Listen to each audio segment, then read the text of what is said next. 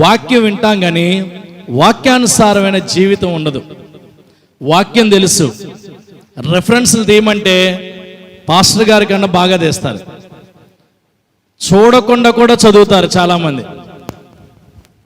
యోహాను 3వ అధ్యాయం 16వ వచనం అనగానే వెంటనే గుర్తొచ్చేసింది. పాస్టర్ గారు తీసే లోపే అక్కడి నుంచి వచ్చేసింది. కానీ అదే ఒక వాక్యాన్ని గుర్తుపెట్టుకున్నప్పుడు ఆ వాక్యాన్ని వాక్యానుసారమైన జీవితంగా ఉండటం అనేది యవ్వన కాలంలో చాలా అరుదుగా చూస్తూ ఉంటాం. సరే, ఈ దినాన ఒక 4 విషయాలు మీతో మాట్లాడదాం అనుకున్నా. నేను కొత్త విషయాలు ఏం మాట్లాడను, బిబ్లికల్గా ఏం మాట్లాడను. రెగ్యులర్గా యవ్వన కాలంలో జరిగే విషయాలే ఎక్కువగా మాట్లాడుతూ ఉంటాను. చాలా మందికి ఈ సందేహం వచ్చింది, మారు మనసు పొందాను,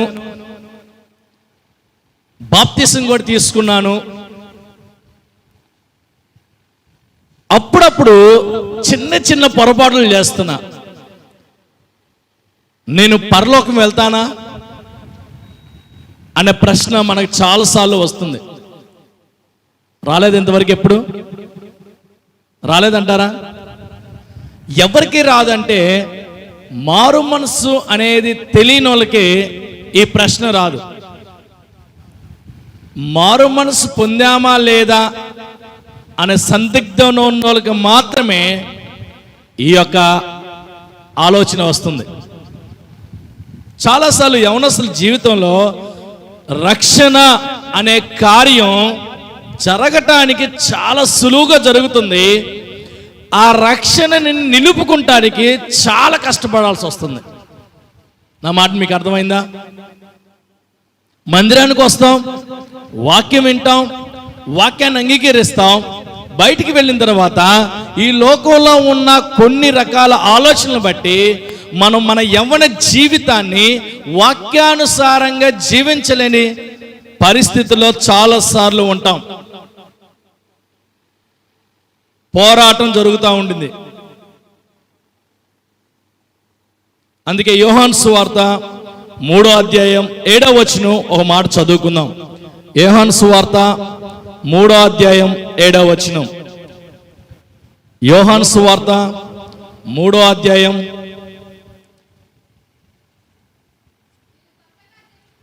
7వ మీరు క్రొత్తగా జన్మింపవలనని. Okay right. క్రొత్తగా జన్మ, క్రొత్త జన్మ అని మాట్లాడ. క్రొత్త జన్మ అంటే ఏంటి? నూతనమైన జన్మ అంటాం. అంటే ఏంటి? అంటే నికోదేము యేసుప్రభుని అడుగుతాడు.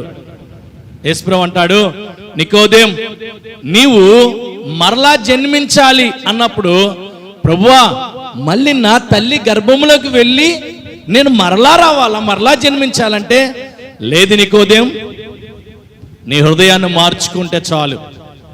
చాలాసార్లు యవన జీవితంలో మన హృదయాలు దేవుడికి దగ్గరగా ఉన్నట్టు ఉంటాయి, చాలా దూరంలో ఉంటాయి. చాలా మంది యవన జీవితాలు దేవుడికి దగ్గరగా ఉన్నాయి అని అనుకుంటాము, చాలా దూరంలో ఉంటాయి అని గ్రహించలేం. అందుకే ప్రతి వ్యక్తికి, మారు మనసు పొందిన ప్రతి వ్యక్తికి, రక్షణ పొందిన ప్రతి వ్యక్తికి ఉండవలసిన లక్షణం ఏంటో తెలుసా? రక్షణ నిశ్చయత. ఏంటది? రక్షణ నిశ్చయత. చాలా సందర్భాల్లో ఈ రక్షణ నిశ్చయత లేక చాలా మంది యవనస్తులు వాక్యానుసారంగా జీవించలేకపోతున్నారు. అందుకే బైబిల్ గ్రంథంలో 4 రకాల మనుషులు ఉంటారు. ఈ 4 రకాల మనుషులు ఎలాంటి వారు చెప్పి నేను నా యొక్క ప్రసంగాన్ని ముగిస్తాను. 4 రకాల మనుషులు రక్షణను గురించి వాళ్ళ యొక్క అవగాహన ఈ విధంగా ఉంటుంది. ఏ విధంగా అంటే, మొట్టమొదటిది చాలా గుర్తుపెట్టుకోవాలి, వీళ్ళు రక్షించబడతారు, ఖచ్చితంగా పరలోకం వెళ్తారు అనే గుంపు. ఏంటది? ఫస్ట్ది ఏంటి? రక్షించబడతారనే నిశ్చయత ఖచ్చితంగా వీళ్ళకు ఉంటుంది. వీళ్ళు ఖచ్చితంగా ఎక్కడికి వెళ్తారు? పరలోకం వెళ్తారు. ఇది ఒక గుంపు. రెండు, వీళ్ళు రక్షించబడరు, ఖచ్చితంగా నరకానికి వెళ్తారు. రెండో గుంపు ఏంటి? రక్షించబడరు, ఖచ్చితంగా ఎక్కడికి వెళ్తారు? నరకానికి వెళ్తారు. మొదటి గుంపు ఎవరు? రక్షించబడతారు, ఖచ్చితంగా పరలోకం వెళ్తానే రక్షణ నిశ్చయత వీళ్ళకి తప్పనిసరిగా ఉంటుంది.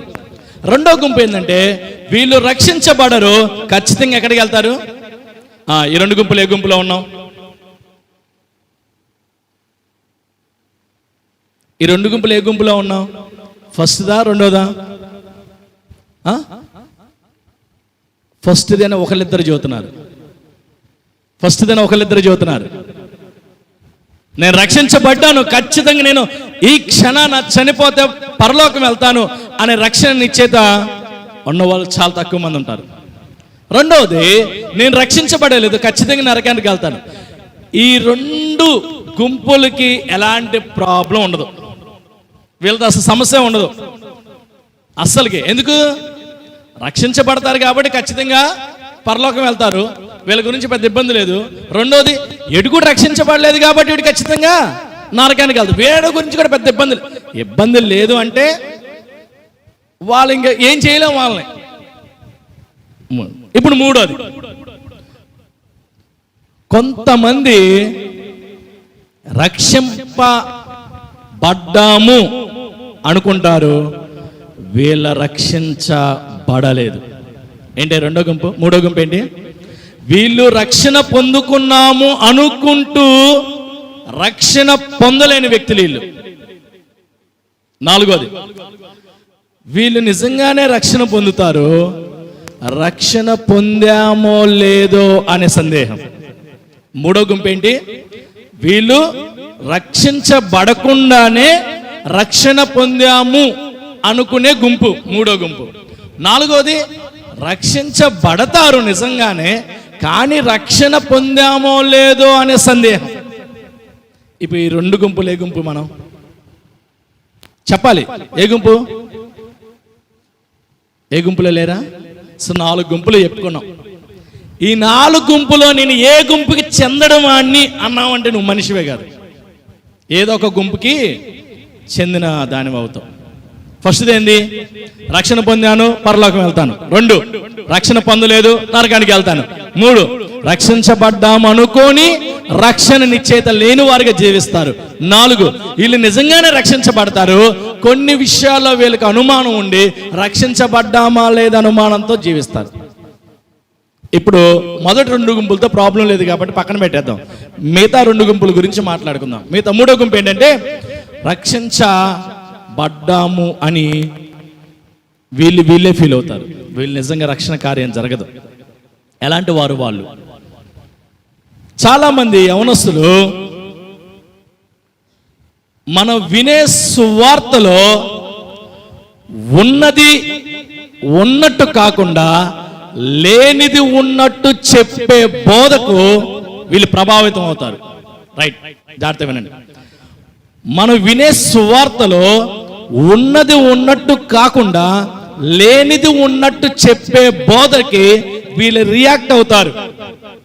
స్వస్థతలు అనగానే వెంటనే దగ్గరికి వస్తారు, ప్రవచనాలు అనగానే వీళ్ళు వెంటనే దగ్గరికి వస్తారు, నీకు ఉద్యోగం వచ్చింది అనగానే వీళ్ళ దగ్గరికి వస్తారు, నీకు మ్యారేజ్ అయింది అనగానే వీళ్ళ దగ్గరికి వస్తారు, పరిశుద్ధాత్మ దేవుడు ఈ దినాన్ని నిన్ను అభిషేకించబోతున్నాడు అని గట్టిగా అరవంగానే మైకులో వీళ్ళు భావోద్రేకానికి లోనవుతారు.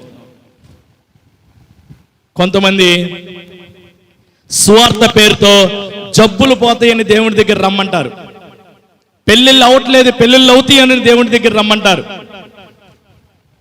ఉద్యోగం రావట్లేదు ఉద్యోగం వస్తుందని దేవుడి దగ్గర రమ్మంటారు, కుటుంబంలో సమస్య ఉంది కుటుంబ సమస్యలు తీరుతాయని, అలవాట్లు భయంకరమైన అలవాట్లు ఉండి వాటి నుంచి విడిపించబడటానికి దేవుడి దగ్గరికి వస్తారు. అంటే ఎన్ని విషయాలు దేవుడి దగ్గర రావటానికి ఇబ్బంది అంటే ఏ ఇబ్బంది లేదు. అయితే ఇలా వచ్చిన వాళ్ళల్లో ఎవరైతే అవసరాన్ని బట్టి దేవుడి దగ్గర వచ్చిన వాళ్ళలో రక్షణ కార్యం అనేది లోతుగా జరగదు. అది గుర్తుపెట్టుకోవాలి. కొంతకాలం తరువాత వాళ్ళ జీవితం ఎలా ఉండిద్దంటే నీరు గారిపోయింది.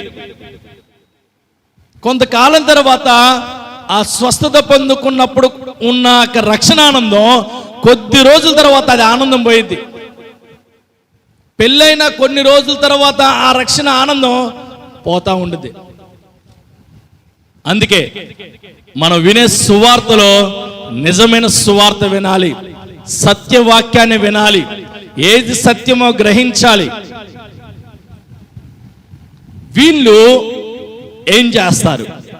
మేము రక్షణ పొందాము అనుకున్న వీళ్ళు నిజంగా రక్షణ పొందరు.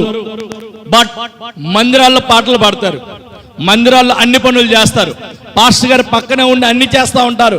వీళ్ళు చేసిన దాన్ని బట్టి ఏమనుకుంటారంటే నేను రక్షణ పొందానులే అనుకుంటారు, ఫీల్ అవుతారు. చర్చిల చేపలు నేనే వేస్తున్నా, మైక్ సెట్టింగ్ నేనే చేస్తున్నా, డ్రమ్స్ నేనే కొడుతున్నా అంటే ఇక్కడ కొట్టిన వాళ్ళ గురించి ఏం మాట్లాడతలా, జనరల్ ఓవరాల్గా జరిగేది. ఆ భ్రమలో జీవిస్తూ ఉంటారు.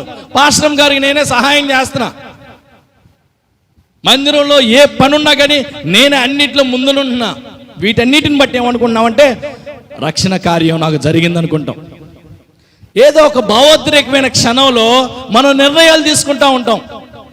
ఎదుటి ప్రసంగికులు పెద్దవారు వచ్చారనుకోండి, పెద్ద ప్రసంగికులు వాళ్ళు గట్టిగా మాట్లాడారనుకోండి, అరే నిజమే కదా అని భావోద్రేకం మీద మనం భావోద్రేక నిర్ణయాలు తీసుకుంటా ఉంటాం. ఆ నిర్ణయాల్లో ఉన్న రక్షణ కొంతకాలమే ఉంటుంది, గుర్తుపెట్టుకోండి, ఎక్కువ కాలం నిలవదు. నేను పాటలు బాగా పాడతాను, నేను యాక్షన్స్ బాగా చేస్తాను, సండే స్కూల్ బాగా తీసుకుంటాను, చర్చిలో ఏ ఈవెంట్ అయినా నేనే ఉంటాను, మా పాస్టర్ గారు పక్కనే ఉండి అన్ని సేవలు చేస్తూ ఉంటాను, చర్చిలో కానుకలు ఇచ్చేది మా కుటుంబమే అని ఆ రక్షణ ఫీల్ అవుతూ ఉంటారు. బట్ వాళ్ళు నిజంగా రక్షణ పొందని వ్యక్తులు. అయితే వీళ్ళు కొన్నిసార్లు ఏమైందంటే వాళ్ళ పాతలో ఉన్న అలవాట్లకి అంతే ముందుకెళ్తా ఉంటారు. ఏదైతే భావోద్రేకమైన నిర్ణయాలతో ముందుకెళ్లారో, ఆ రక్షణ తీర్మానం చేసుకున్నారో, ఆ రక్షణ తీర్మానం నిలవకుండా ఏం చేసిందంటే పాతలో ఉన్న అలవాట్లు ఏదైతే ఉంటాయో దాన్ని కంటిన్యూగా కొత్త అలవాట్లు వచ్చి పాపంలో జీవిస్తూ మందిరానికి వచ్చి అన్ని పనులు చేస్తారు. అటు లోకం ఉండిద్ది, ఇటు చర్చి ఉండిద్ది.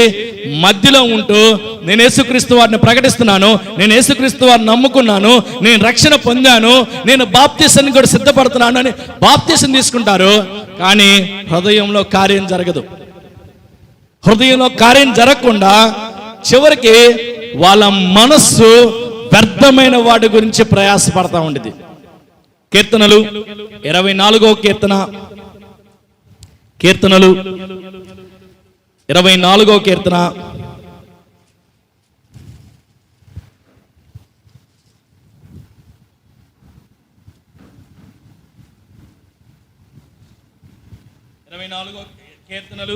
24వ కీర్తన 4వ వచనం, వ్యర్థమైన దాని యందు మనస్సు పెట్టకయు. వీళ్ళు ఎవరైతే రక్షణ పొందాము అని ఫీల్ అవుతారో వీళ్ళందరూ హృదయంలో చేసే పని ఏందో తెలుసా? వ్యర్థమైన దాని యందు మనస్సు పెడతారు. హృదయంలో వ్యర్థమైన వాటి గురించి ఆలోచిస్తారు. అందుకే వీళ్ళ గురించి కూడా ఒక 4 మాటలు చెబుతాను. రక్షణ పొందాము అనుకునే ఫీల్ అయ్యే వాళ్ళ హృదయాలు దేవునికి దూరంగానే ఉంటాయి. హృదయాలు దేవునికి దూరంగా ఉంటే శరీరం ఒక్కటే మందిరాల్లో ఉంటాయి.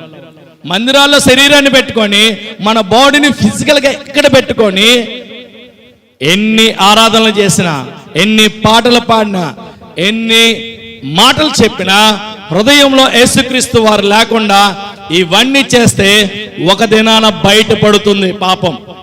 గుర్తుపెట్టుకోండి, మనుషుల దగ్గర నటించవచ్చు, హృదయాన్ని చూసే దేవుడు హృదయ అంతరంగాలను ఎరిగిన దేవుణ్ణి మోసం చేయలేం. అది కొంతకాలం వరకే సాధ్యమవుతుంది. అందుకే వ్యర్థమైన దాని యందు మనస్సు పెట్టకూడదు. వ్యర్థమైన దాని యందు ఎప్పటికీ మన మనస్సు పెట్టకూడదు, గుర్తుపెట్టుకోండి. రెండోది అదే కీర్తనలు, చాలు అక్కడ అది కాదు, కీర్తనలు 144వ కీర్తన 11వ వచనం. 144వ కీర్తన 11వ వచనం. నన్ను తప్పింపుము, వారి నోరు ఒట్టి మాటలు మాట్లాడుచున్నది. అనవసరమైన మాటలు మాట్లాడతాం, వ్యర్థమైన మాటలు మాట్లాడతాం. మత్తయి సువార్త 12వ అధ్యాయం 36వ వచనం. మత్తయి సువార్త 12వ అధ్యాయం 36వ వచనం. నేను మీతో చెప్పింది ఏమనగా, వ్యర్థమైన ప్రతి మాటను గురించి, వ్యర్థమైన మాటలు, అనవసరమైన మాటలు. బైబిల్లో చాలా రకాలమైన వ్యర్థమైన మాటలు ఉంటాయి. కుటీలమైన మాటలు, లేనిపోని నిందలేసే మాటలు, ఇతరుల మీద జోకులు వేసే మాటలు, కత్తిపోటు మాటలు, ఇతరుల మీద నిందలేసే మాటలు, అనవసరమైన మాటలు. ఇలా జీవితాలని యవనస్తులు వారి యొక్క మాటల ద్వారా చాలా ప్రభావితం చేసుకొని చివరికి దేవుడిచ్చే ఆ కొద్ది రక్షణ కూడా దూరం అయిపోతాం. రక్షణ ఉందని ఫీల్ అయినుకున్న వాళ్ళలో వ్యర్థమైన వాటి యందు మనసు పెడతారు. ఎలాంటి వ్యర్థమై, అంతకు ముందుల రక్షణ పొందక ముందుల ఏదైతే వ్యర్థమైన దాన్ని మనసు పెట్టావో దానికన్నా రెట్టింపుగా వ్యర్థమైన దాని యందు మనసు పెడతావు. రెండవదిగా వ్యర్థమైన మాటలు, భయంకరంగా మాటలు వస్తూ ఉంటాయి. ఎలాంటి మాటలు అంటే, బయట ప్రైజ్ ది లార్డ్ అని లోపల చదువుతావు, హృదయంలో దేవుడికి స్తుతి ఉండదు. లోపల వాటికే, లోపల చర్చి లోపల వాటికే, హృదయం లోపల ఆ యొక్క స్తుతి ఉండదు. కీర్తనలు 119వ కీర్తన 37వ వచనం. కీర్తనలు 119వ, వ్యర్థమైన వాటి యందు వ్యర్థమైన వాటిని చూడకుండా. ఫస్ట్ మనం ఏం చెప్పుకున్నాం? వ్యర్థమైన మనస్సు. రెండోది వ్యర్థమైన మాటలు. మూడోది వ్యర్థమైన వాటిని చూడకుండా. గుర్తుపెట్టుకోండి, యవనస్తులు ఈ దినాల్లో అనేక మంది ఎడిక్ట్ అయ్యారు ఫోన్లకి. ఫోను భయంకర పాపంలో మునగటానికి ముందల ఉండే అస్త్రం. ఎడిక్ట్ అవుతున్నారు ఆ ఫోన్కి. ఏవి చూడాలో ఏవి చూడకూడదో అర్థం కావట్లా. భయంకర పాపానికి లోనవుతున్నారు. వ్యర్థమైనవి చూడకూడదు యవనస్తులు. ఆ వ్యర్థమైనవి ఏంటో తెలుసు? ఫోనియోగ్రఫీ, అశ్లీల చిత్రాలు, భయంకర పాపం. ఆ పాపంలో ఏం కాదులే, ఒకసారి చూస్తే ఏం కాదు, ముందుకెళ్ళిపో, ఏమి కాదు, ఏమైద్ది, ఎంతమంది చూస్తలేదు, నువ్వు చూస్తే ఏమైద్ది అని సాతాను అపోహ పెట్టి ఆ వ్యర్థమైనవి చూడకుండా ఆపగలటం మనకు అసాధ్యం. వ్యర్థమైన వాటిని మనసు పెట్టకూడదు. వ్యర్థమైన మాటలు, చాలా మంది మాటలకు ప్రభావితం అవుతూ ఉంటారు. మన మాటలు కూడా అంత కఠినంగా ఉంటాయి. ఇతరులు తక్కువ చేసే మాటలు, చులకన భావంతో ఇతరులను మాట్లాడుతూ ఉంటాం, బూతు మాటలు మాట్లాడుతూ ఉంటాం, ఇతరులకు హానికరమైన మాటలు మాట్లాడుతూ ఉంటాం, కల్పించే మాటలు మాట్లాడుతూ ఉంటాం, కఠినమైన మాటలు మాట్లాడుతూ ఉంటాం, అవమానకరమైన మాటలు మాట్లాడుతూ ఉంటాం, అర్థం పర్థం లేని మాటలు మాట్లాడుతూ ఉంటాం, చాలాసార్లు దూషించే మాటలు మాట్లాడుతూ ఉంటాం, వెటకారమైన మాటలు మాట్లాడుతూ ఉంటాం, మూర్ఖపు మాటలు మాట్లాడుతూ ఉంటాం, కుటీలమైన మాటలు మాట్లాడుతూ ఉంటాం, భక్తిహీనుల మాటలు మాట్లాడుతూ ఉంటాం, బెదిరింపు మాటలు మాట్లాడుతూ ఉంటాం, లాభం లేని మాటలు మాట్లాడుతూ ఉంటాం, ఉట్టి మాటలు మాట్లాడుతూ ఉంటాం, కత్తిపోటు వంటి మాటలు మాట్లాడుతూ ఉంటాం. ఎన్ని మాటలో చూడండి, తెలియకుండా మన హృదయంలో నుంచి ఈ మాటలు వస్తాయి. మనం ఎలాంటి మాటలు మాట్లాడాలి?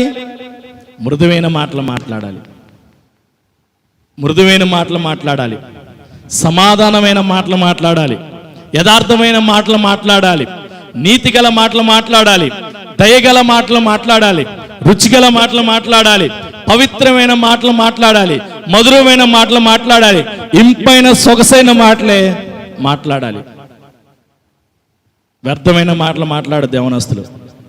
ఎవరు వ్యర్థమైన మాటలు మాట్లాడతారంటే రక్షణ పొందాము అని చెప్పుకొని రక్షణ పొందకుండా హృదయంలో పాపం చేసేవారు.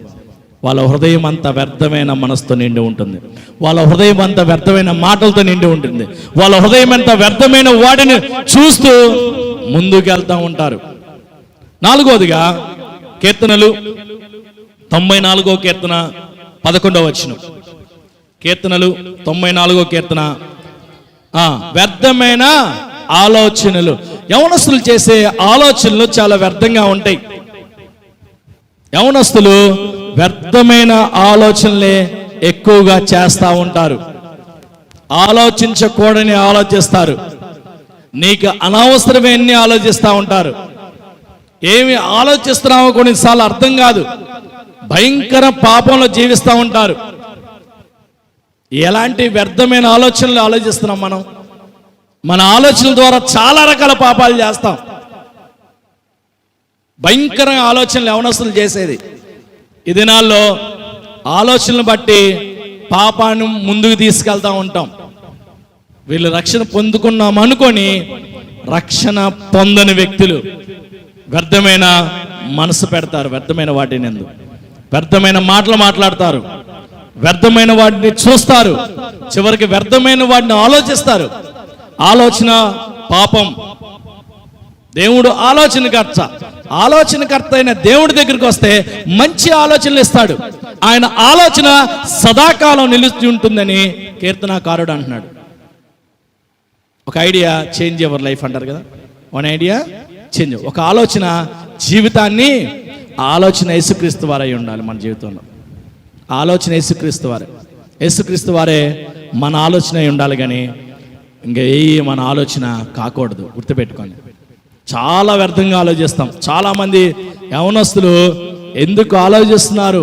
కొన్నిసార్లు యవనస్తుల జీవితాలు చూస్తుంటే ఏంటో బాబు ఇలా ఆలోచిస్తారేంది, ఇంత వ్యర్థంగా ఆలోచిస్తారేంటి వీళ్ళు, ఇంత వ్యర్థమైన వాటిని చూస్తారేంది, ఇంత వ్యర్థమైన వాడిని ఎందుకు మనసు పెడతారు, వ్యర్థమైన మాటలు ఎందుకు మాట్లాడతారు? భయంకర స్థితి యవనస్తులది. వీళ్ళందరూ ఎవరే అంటే రక్షణ పొందుకున్నామనుకొని రక్షణ నిశ్చయత లేని వాళ్ళు వీళ్ళు. వ్యర్థమైన వాటి యందు మనసు, వ్యర్థమైన మాటలు, వ్యర్థమైన ఆలోచనలు, వ్యర్థమైన వాడిని చూడకుండా ఉండటం. చివరికి ఎందుకు తెలుసా? కీర్తనలు 4వ అధ్యాయం 2వ వచనం. కీర్తనలు 4వ కీర్తన 2వ వచనం. కీర్తనలు 4వ కీర్తన.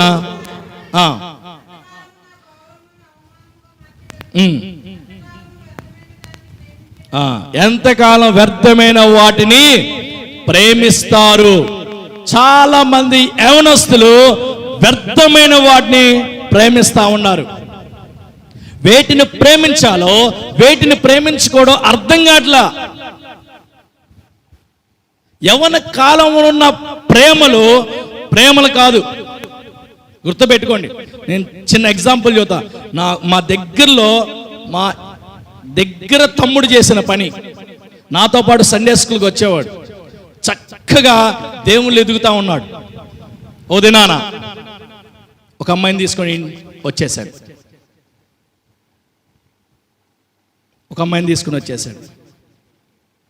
పోలీస్ స్టేషన్కి వెళ్ళాం. పోలీస్ స్టేషన్ ఎస్ఐ గారు అడుగుతున్నారు, ఏమంటారో తెలుసా? ఏరా నీకు ఎన్ని సంవత్సరాలు? Sir 23 sir. ఏమ్మా నీకెన్ని సంవత్సరాలు? 22 సార్. ఏమ్మా ఆ బాబు ఎప్పటి నుంచి తెలుసు నీకు? సార్ 6 నెలలుగా తెలుసు సార్. ఎన్ని నెలలంట? 6 నెలలు. ఎస్ఐ గారు ఒకే ఒక మాట అన్నాడు, ఏమ్మా 22 సంవత్సరాల కన్న ప్రేమ 6 నెలల్లో వచ్చిన ప్రేమ తుడిచివేసిందా?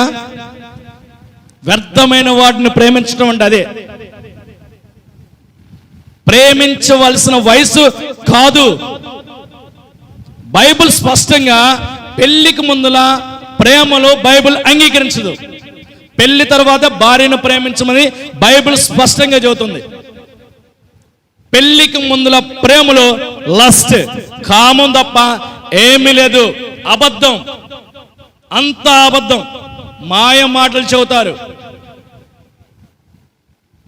ప్రేమ అనేది అబద్ధం. పెళ్లికి ముందల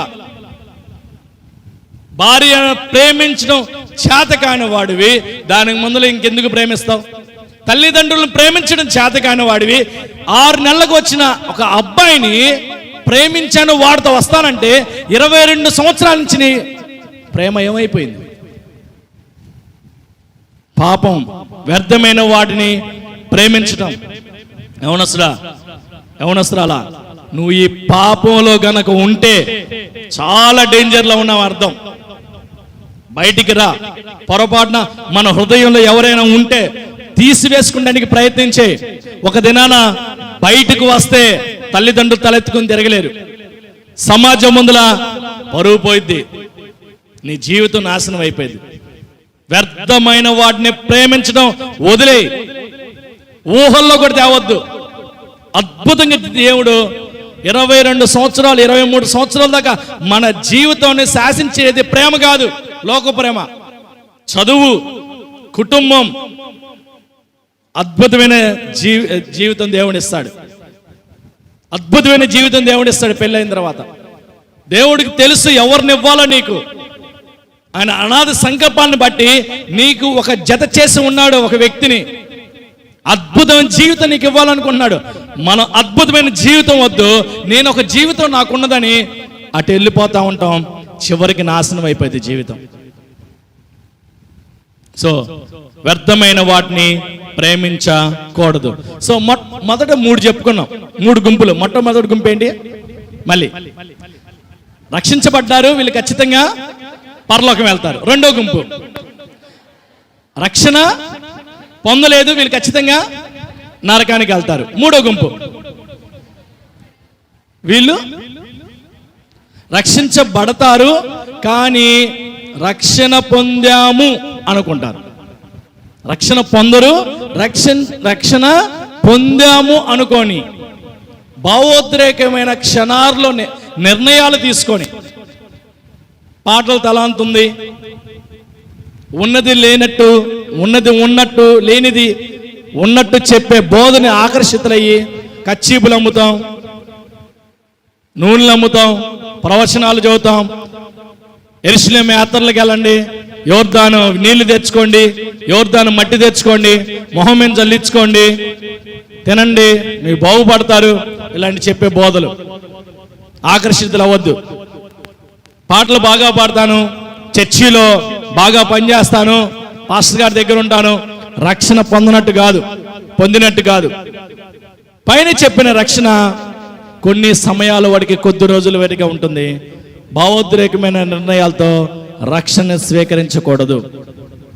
నిజమైన పశ్చాత్తాపంతోనే రక్షణను స్వీకరించాలి. 4వది చెప్పి నేను ముగిస్తాను. 4వది ఏంటి? వీళ్ళు రక్షణ పొందుతారు కానీ కొన్ని సందర్భాల్లో నేను రక్షణ పొందలేదు అని అనుకుంటారు. ఎందుకంటే వాస్తవంగా మందిరానికి వస్తారు, యేసయ్య వాక్యం వింటారు, వాక్యం హృదయంలో తాకిద్ది, నిజంగా పశ్చాత్తాపడతారు, నిజంగా పాపాలు ఒప్పుకుంటారు, నిజంగా ప్రార్థన చేసుకుంటారు, నిజంగా లోపడతారు, మందిరానికి లోపడతారు, పాస్టర్ గారికి లోపడతారు, అంతా బాగానే ఉండేది, మందిరంలో పనిచేస్తూ ఉంటారు. అయితే కొన్ని బలహీనతల వల్ల వీళ్ళు అప్పుడప్పుడు చేసే చిన్న అది పొరపాట్లైనా అవ్వచ్చు, పాపమైనా అవ్వచ్చు, అంతకు ముందలు చేసే పాత రోత జీవితం విడిచిపెట్టిన తర్వాత యేసుక్రీస్తులోకి వచ్చినా కానీ కొన్ని మన వెంట వస్తాయి. అప్పుడప్పుడు పడిపోతూ ఉంటారు. పడిపోయిన సందర్భంలో వీళ్ళు ఏమనుకుంటారంటే నేను రక్షణ పొందలేదు అని అనుకుంటారు.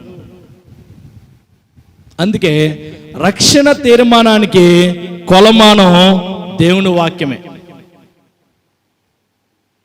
మనం రక్షించబడలేదు కానీ రక్షణ పొందాము అనుకున్న వాళ్ళు 4-5 రకాల మనసులతో ఉంటారు. 1 వ్యర్థమైన మనస్సు, 2 వ్యర్థమైన మాటలు, 3 వ్యర్థమైన వాటిని ఆలోచించటం, 4 వ్యర్థమైన వాటిని చూడటం, 5 వ్యర్థమైన వాటిని ప్రేమించటం. ఎవరు వీళ్ళు రక్షణ పొందాము అనుకుంటారు బట్ రక్షణ పొందరు. చేసేయన్నీ ఇలా ఉంటాయి బట్ పైకి ఎలా ఉంటారు? పరిశుద్ధుని. రైట్, దాని పక్కన పెడితే 4వది వచ్చేపాటికి ఏంటి? రక్షణ పొందుతారు, ఖచ్చితంగా పొందుతారు వీళ్ళు. బట్ వీళ్ళకున్న కొన్ని బలహీనతలను బట్టి నేను రక్షణ పొందలేదేమో అని అనుకుంటారు. దానికి ఒక 3 ఉదాహరణలు చెప్పి నేను ముగిస్తాను. వాస్తవానికి ఏదైనా బైబిల్ వాక్యమే మనకు ఆధారం. ఏదైనా గుర్తుపెట్టుకోండి, దేవుని వాక్యమే ఆధారం. యోహాను రాసిన మొదటి పత్రిక 1వ అధ్యాయం 9వ వచనంలో ఒక మాట ఉండిద్ది, మనందరికి తెలిసిన వాక్యం, చూడకుండా కూడా చెప్పచ్చు. యోహాను రాసిన మొదటి పత్రిక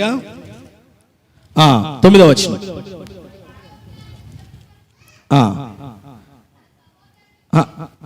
యోహాను రాసిన మొదటి పత్రిక 1:9.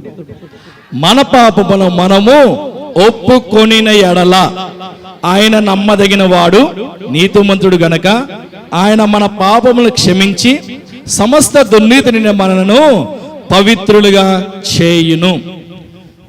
దేవుని వాక్యం ఎప్పుడు ఒక కండిషన్తో ఉండిద్ది, గుర్తుపెట్టుకోండి. కండిషన్ లేకుండా దేవుడు వాగ్దానాలు ఇవ్వడు. చాలాసార్లు 31st నైట్ వాగ్దానాలు తీసుకోరా? ఎంతమంది తీసుకుంటారు? వాగ్దానాలు తీసుకోరా? తీసుకుంటాం. ఏముండిద్ది వాగ్దానాల్లో? దేవుడు నిశ్చయముగా నిన్ను దీవిస్తాడు, నిన్ను ఆశీర్వదిస్తాడు, నీ బ్రతుకు దినములన్నీ యెహోవా నీకు తోడై ఉంటాడు. ఇవేనా వచ్చేది? లేదు. ఈ సంవత్సరం అంతా నీ కన్నీళ్ళు ఉంటాయి, నీకు వేదన ఉండిద్ది, నువ్వు నిశ్చయముగా చచ్చెదవు అని ఉండిద్దా? వాగ్దానాలు ఉంటాయా? ఎందుకున్నావు? వాగ్దానాలనే ఆశీర్వాదాలే, దీవెనలే. చాలాసార్లు వాగ్దానాలు తీసుకుంటాం, వాగ్దానాలు నెరవేరినయా లేదా అనేది ఆలోచించం. గుర్తుపెట్టుకోండి, దేవుడు ఏదైనా వాగ్దానం నీకు ఇస్తున్నాడంటే దానికి ముందులో ఒక కండిషన్ పెడతాడు. పెట్టకుండా వాగ్దానాలు నెరవేరవు. ఈ సంవత్సరం వాగ్దానం నెరవేరిందంటే నెరవేరుద్దని చెబుతారు. ఏం చెప్పాడు దేవుడు అంటే తెలీదు. నెరవేర్చే గుర్తుపెట్టుకుంటారు కానీ ఏమి చెప్పాడో కూడా. నాకు 3 సంవత్సరాల క్రితం ద్వితీయోపదేశకాండం ఒక వాగ్దానం వచ్చింది. దేవుడు నిశ్చయముగా నిన్ను దీవించును అని వచ్చింది. దానికి ముందులో కండిషన్ ఉంది, నీ దేవుడైన యెహోవా మాట విని ఆయన ఆజ్ఞలను గైకొని ఎడల నేను నిన్ను దీవించెదను అని వచ్చింది. నాకు వాగ్దానం ఏమొచ్చింది? నేను నిన్ను దీవిస్తాను అని వచ్చింది. దేవుడు ఏం చెప్పాడు? నీ దేవుడైన యెహోవా మాట విని ఆయన ఆజ్ఞలను గైకొని ఎడల. మాట వినాలి, గైకొనాలి. మాట వినకుండా ఆయన ఆజ్ఞలను గైకొనకుండా వాగ్దానం నెరవేర్చబడదు. అవునా కదా? రైట్. ఇక్కడ కూడా రక్షణ పొందాలి అని అనుకుంటే దేవుడు ఖచ్చితంగా ఓ మాట చెబుతున్నాడు, నీ పాపములను ఒప్పుకొని ఎడల. పాపాలు ఒప్పుకుంటేనే రక్షణ.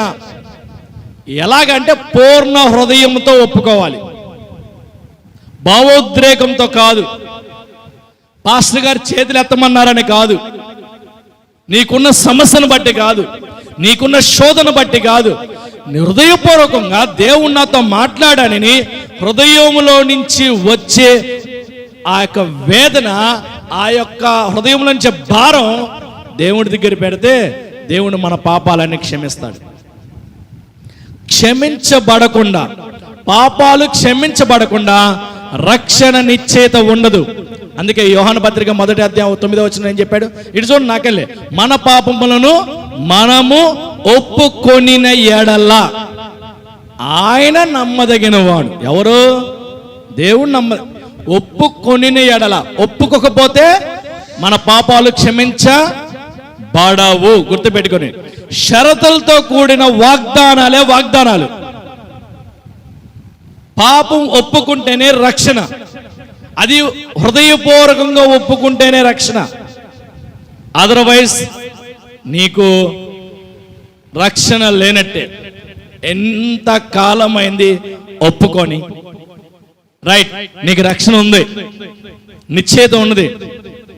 రక్షణ నిశ్చయిత తర్వాత, మారు మనసు పొందిన తర్వాత, బాప్తీసం తీసుకున్న తర్వాత నువ్వు రెగ్యులర్గా చేసే పనుల్లో ఎన్ని మిస్టేక్లు ఉన్నాయి, ఎన్ని పాపాలు ఉన్నాయి. చూపులతో పాపం, ఆలోచనలతో పాపం. రక్షణ పొందిన వాళ్ళు, నిజంగా రక్షణ పొందిన వాళ్ళు కూడా ఇందాక రక్షణ పొందామని చెప్పుకొని రక్షణ పొందిన వాళ్ళు చేసే పాపాల్లో భాగస్వాములు అవ్వచ్చు కొన్నిసార్లు. గుర్తుపెట్టుకోండి. మనం కూడా వ్యర్థమైన కొన్నిసార్లు ఆలోచిస్తాం, వ్యర్థమైన వాటిని ఎక్కువ మనసు పెడతాం, వ్యర్థమైన చూస్తూ ఉంటాం, వ్యర్థమైన మాట్లాడుతూ ఉంటాం, వ్యర్థమైన వాటిని కొన్నిసార్లు ప్రేమిస్తూ ఉంటాం. ఎంతకాలం దేవుడి దగ్గర ఒప్పుకున్నాం? ఎంతకాలం అయింది దేవుడి దగ్గర ఒప్పుకొని, నిజంగా ఒప్పుకొని, హృదయపూర్వకంగా ఒప్పుకొని? కొన్ని పాపాలు అలవాటైపోతాయి, కొన్ని పాపాలు అలవాటైపోతాయి. అలవాటైన పాపం ఎక్కువసార్లు మన ఊరిలో కానీ పల్లెటూరులో కానీ పిల్లలు బూతు మాటలు మాట్లాడుతూ ఉంటారు. నేను మా ఊరులో ఎక్కువగా చిన్నపిల్లలు భయంకరంగా బూతులు మాట్లాడుతూ ఉంటారు. తల్లి పక్కనే ఉండిద్ది, తండ్రి పక్కనే ఉంటాడు. రే ఏంట్రా బుద్ధుందో, ఏం మాట్లాడుతున్నావు అనే మాట అన్నారు. ఎందుకో తెలుసా? వీళ్ళు మాట్లాడతారు కాబట్టి, తల్లిదండ్రులు మాట్లాడతారు కాబట్టి పిల్లలు కూడా అవే మాటలు మాట్లాడతారు. అవి పెద్ద పాపంగా అనిపించదు, అలవాటైపోతుంది. అలవాటైన పాపం. మారు మనసు పొందినా కానీ, బాప్తీసం తీసుకున్నా కానీ, మనం చేసే చిన్న చిన్న పొరపాట్లు అలవాటుగా మారితే అది నిత్య నరకానికి దారి తీస్తుంది అనే విషయం గమనించుకోవాలి. రక్షణ నిలవదు కొన్నిసార్లు. ఎన్నిసార్లు ఒప్పుకున్నావు దేవుడి దగ్గర? అనుదినము దేవుడి దగ్గర మనం కడుక్కోవాలి, అనుక్షణము దేవుడి దగ్గర మనం కడుక్కోవాలి. నేను ఈ దినాల పాపం చేయలేదని అనుకోకూడదు ఎవరు. సాయంత్రం వెళ్ళిన తర్వాత దేవా మొరపెట్టాల్సిందే, శంకరు వల్ల మొరపెట్టాల్సిందే. మనం కూడా ఎవరమైనా సరే ఏదో రకాన ఉదయం లేచిన కానీ సాయంత్రం నిద్రపోయే వరకు ఏదో క్షణాన, బలహీనత క్షణాన పాపం చేస్తూనే ఉంటాం, తప్పులు చేస్తూనే ఉంటాం, దేవునికి వ్యతిరేకమైన చేస్తూనే ఉంటాం. పరిశుద్ధుడైన దేవుడు పాపి అయిన మానవుడి కోసం ఎందుకు వచ్చాడంటే మనల్ని పరిశుద్ధులుగా తీర్చబడటానికి. ఆ పరిశుద్ధంగా జీవిస్తున్నావా? ఆలోచించుకుందాం. కొంతమంది రక్షణ పొందుతారు కానీ అనుమానం. ఎందుకు అనుమానం అంటే వీళ్ళు పాపాలు నిజంగా ఒప్పుకున్నారో లేదో అని. రెండవది, దేవుని వాక్యమే మనకు ఆధారం. రెండవది, దేవుని ఆత్మే మనకు ఆధారం. నువ్వు నిజంగా మారు మనసు పొందిన తర్వాత, నేను 2000 ఎవరో బయట వాళ్ళు ఎందుకు, నా ఎగ్జాంపుల్ నేనే చూస్తాను.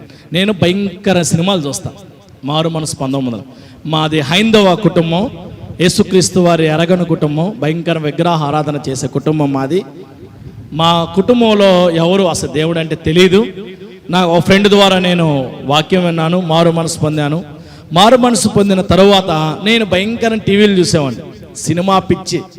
ఎందుకంటే దగ్గరుండి ఈ కళ్ళజోడు ఎందుకు వచ్చిందంటే టీవీలు చూసి చూసి చూసి చూసి దగ్గరుండి కళ్ళజోడు సైట్ వచ్చేసింది. ఓకేనా?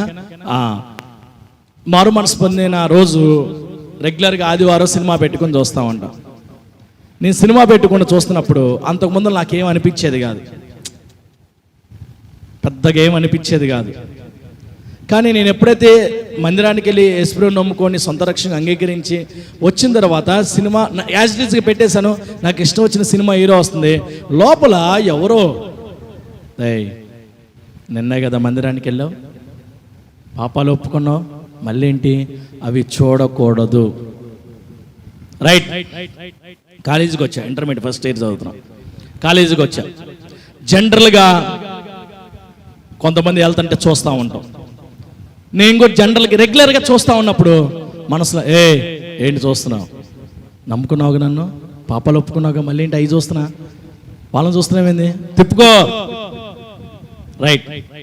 కాలేజీలో ఉన్నప్పుడు సరదాగా ఫ్రెండ్స్తో మాట్లాడుకుంటూ ఉంటాం కదా, కొన్నిసార్లు బూతు మాటలు మాట్లాడుతూ ఉంటాం. బేసిక్గా నాకు ఎక్కువ చిన్నప్పటి నుంచి లేవులే, ఇంట్లో భయంకరం కొట్టే వాళ్ళు బూతు మాటలు మాట్లాడతారు. హిందువులు అయినప్పటికీ ఆ ఒక్క విషయంలో మా కుటుంబం వాళ్ళని మెచ్చుకోవచ్చు. అసలు భూతం అనేది నా నోటి నుంచి ఎప్పుడు రాలేదు. సో కొన్ని వ్యర్థమైన మాటలు జోకులు వేసుకోవటం ఉండేది, వాళ్ళ గురించి సెటైర్లు వేసుకోవటం, అమ్మాయిల గురించి సెటైర్లు వేసుకోవటం ఉంటే ఏం మాట్లాడుతున్నావు, ఎవరు ఎన్ని మాట్లాడేది ఎవరు? నేను ఎప్పుడైతే హృదయపూర్వకంగా యేసుక్రీస్తు సొంత రక్షణ అంగీకరించానో ఆ పోయిన వారం ఆదివారం నాలో ఎవరు వచ్చారంటే పరిశుద్ధాత్మ దేవుడు వచ్చాడు. పరిశుద్ధాత్మ దేవుడు చేసే రెండు రకాల పనులు. హడావుడు ఏం చేయడు, హడావుడు చేయడు. రెండు రూపాయలు సింపుల్గా ఏం చేస్తాడంటే నీ పాపాన్ని ఒప్పిస్తాడు, నీ పాపాన్ని ఒప్పిస్తాడు. పరిశుద్ధాత్మ చేసే దేవుడు ఏంటంటే నీ పాపాన్ని ఒప్పిస్తాడు, పాపం చేయనీయకుండా అడ్డుపడతాడు. ఆ రెండే చేసేది. పాపం చేయనీయకుండా అడ్డుపడతాడు. సరే నువ్వు పాపం చేసావు, పొరపాటు నీ బలహీనతలు, ఏం కాదులే నాన్న, ఏం కాదు, నా దగ్గరికి వచ్చేసే, అరే నిన్ను ప్రేమిస్తున్నారా బాబు, నువ్వు వచ్చేసే అని పరిశుద్ధాత్మ దేవుడు చెబుతాడు. అంతే, ఆయన ఈ లోకంలో చేసే పని అదే. ఏం కాదు నాన్న, నేను చూసుకుంటారా, మళ్ళీరా, ఏసే ఉన్నాడుగా, దేవుడు ఉన్నాడుగా, ఏం కదరా నువ్వురా అని పరిశుద్ధాత్మ ధైర్యపరుస్తాడు మనల్ని. నాకు అనిపించింది.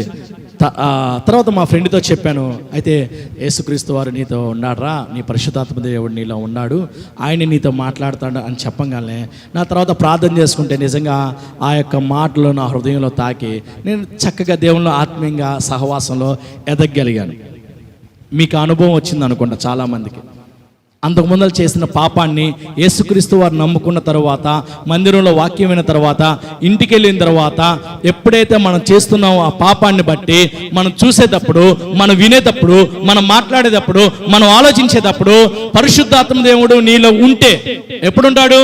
నిజంగా పాపాలు ఒప్పుకుంటే పరిశుద్ధాత్మ దేవుడు నీలోకి వస్తాడు. వచ్చి చేయగాకు చేయగాకు చేయగాకు అంటాడు. మనం ఏం చేస్తాం? నువ్వు ఉండాయా, సేపు ఉండు, ఏం కాదులే ఏం కాదులే ఏం కాదులే ఆయన అనగతొక్కి పాపం చేస్తాం. చాలాసార్లు జరిగిద్ది. ఇది జరగదా? జరగలేదా? జరిగిద్ది. మరలా దేవుడు ప్రేమిస్తానే ఉంటాడు, కృపను చూపిస్తూ ఉంటాడు. ఏం కాదులే, సత్యం, ఏం కాదు, వచ్చేసే, మళ్ళీ నా దగ్గర రానా, నేను నిన్ను ప్రేమిస్తున్నాను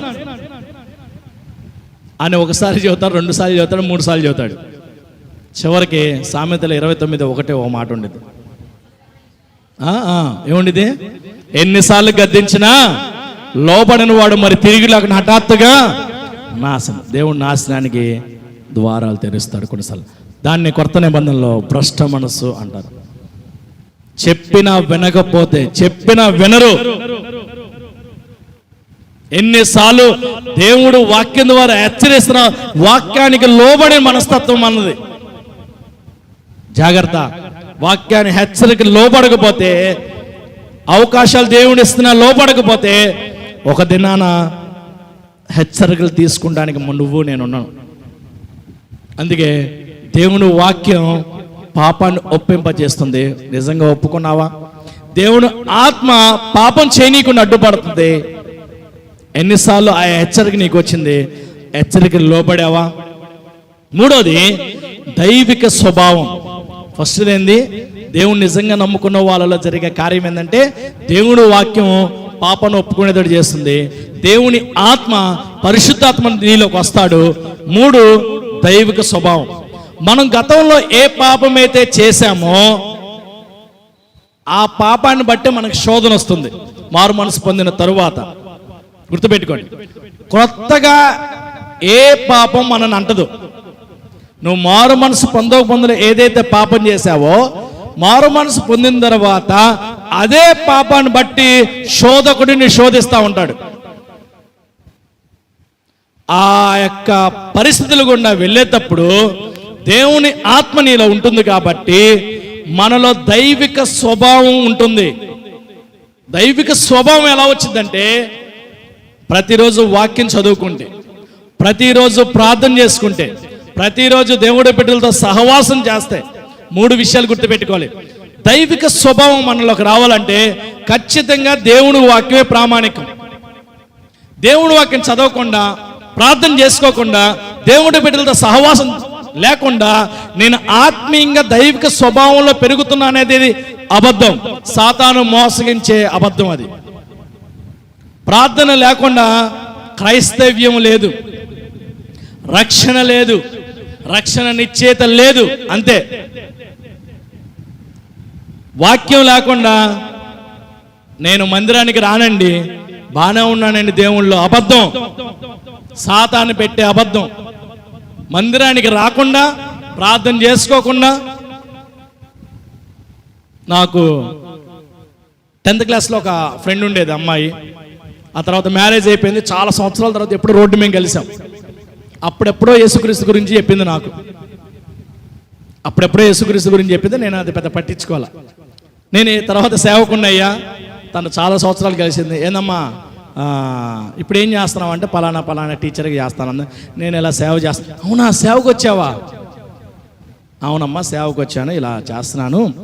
ఎందుకే నీ ఎలా ఉంది, నీ చక్కగా చర్చికి వెళ్తున్నావంటే, నేనేం చర్చికి వెళ్తలేదు, మా ఆయన నన్ను చర్చికి పోనీడు, బైబిల్ కూడా చదువుకోనీడు, అయినా కానీ పర్లేదు, దేవునికి దగ్గరగా ఉంటున్నాను అంది. ఏంటి, చర్చికి వెళ్ళదంట, బైబిల్ చదువుకోదంట, అయినా కానీ సాధ్యమేనా? మొక్కేసావు, నీళ్ళు పోయలేదు, ఎరువేయలేదు, ఏమి చేయలేదు, కాయ కోసం ఎదురు చూస్తే ఎలా ఉండిద్ది? సాధ్యపడిద్దా? ఒకళ్ళు వచ్చినందుకు పిచ్చి వస్తాయి, పిచ్చి గడ్డి వచ్చింది, అంతేగా, పిచ్చి వస్తే పిచ్చి గడ్డి వచ్చింది, అలా ఉండిద్ది. నేను వాక్యం చదవనండి, వాక్యం వినండి, అమ్మో మందిరానికి 3 గంటలు ఆదివారం ఆరాధనలో కూర్చోవాలా? ఏమన్నా ఉందా ఆశకి? నేనా యూత్ మీటింగా? నాకు అవసరమా? నేను దేవుణ్ణి నమ్ముకున్నా కదా, ఇంకేంటి? సహవాసం దేవుడి బిడ్డలతో నాస్టి. నేను వాళ్ళతో సహవాసం చేసేది ఏంది? నా సహవాసం వేరే వాళ్ళతో అని నిర్లక్ష్యం చేస్తూ ఉంటే దైవిక స్వభావం మనలో రాదు.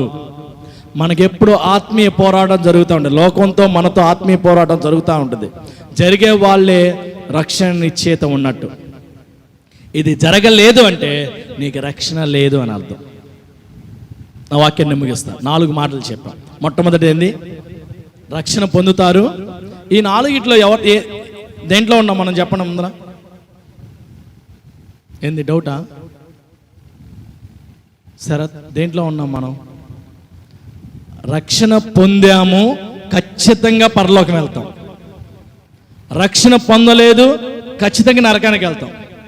రక్షణ పొందాము అనుకోని రక్షణ పొందకుండా జీవిస్తాం. రక్షణ నిజంగానే పొందాము, కొన్నిసార్లు అభద్రతాభావం వల్ల రక్షణ పొందలేదేమో అనుకుంటాం. ఈ 4 ఒక గుంపులో ఉన్నామా లేదా? లేదంటే ఏ గుంపులో లేదండి, నేను ప్రత్యేకమైన వాడని, ఓకేనా, యేసుక్రీస్తు తర్వాత నేనే అండి అని చెబుతామా? ఈ 4 విషయాల్లో ఏ గుంపులో ఉన్నాం ఒకసారి మనం పరిశీలించుకుందాం. మోకరించండి, కళ్ళు మూసుకోండి. మోకరించండి, కళ్ళు మూసుకోండి. మోకరిద్దాం. ఒక్కసారి మనం పరిశీలించుకుందాం.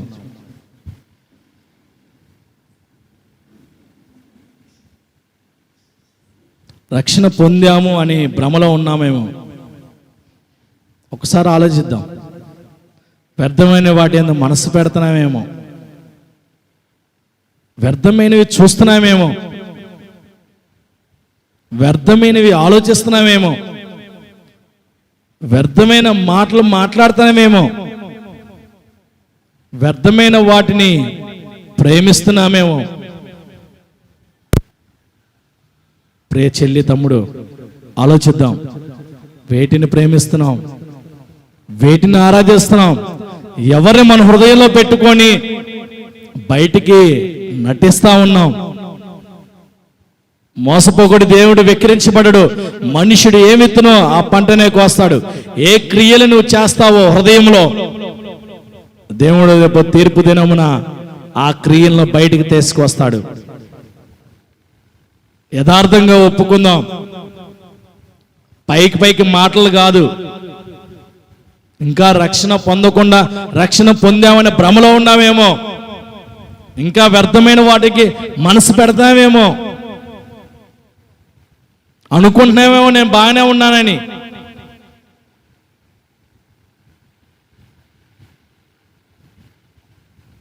ఆలోచించుకుందాం. దేవుడు ఇప్పుడు అవకాశం ఇస్తున్నాడు, రేపొద్దున అవకాశం ఉండదేమో. అవకాశం ఇచ్చినప్పుడే సద్వినియోగం చేసుకుంటే దేవుడు చేసే మేలులు, అద్భుతాలు, ఆశ్చర్య కార్యాలు నీ ఎడలు చేస్తాడు. లేదు, అదే స్వభావం, అదే నిర్లక్ష్య స్వభావం, అదే హృదయం, అదే కఠినమైన హృదయంతో ఉంటావా, రేపటి దినాన లెక్క అప్ప చెప్పాలి. గుర్తుపెట్టుకో, యథార్థంగా దేవుడి దగ్గర రా, యథార్థమైన మనసుతో, యథార్థమైన హృదయంతో. దేవుడు మన పాపాలు ఒప్పించినప్పుడే, ఒకవేళ నువ్వు మారు మనసు నిజంగా పొందుంటే మనలో ఉన్న చిన్న చిన్న మలినాలను తీసివేసుకొని స్వచ్ఛందంగా దేవుడికి లోపడదాం, దేవుని వాక్యానికి లోపడదాం, ప్రార్థనకు లోపడదాం, సహవాసానికి లోపడతాం. దైవిక స్వభావంతో మనందరం దేవుని బిడ్డలు అవుదాం. మన మధ్యలో ఉన్న ప్రసాద్ పాస్టర్ గారు వచ్చి ప్రార్థన చేస్తారు.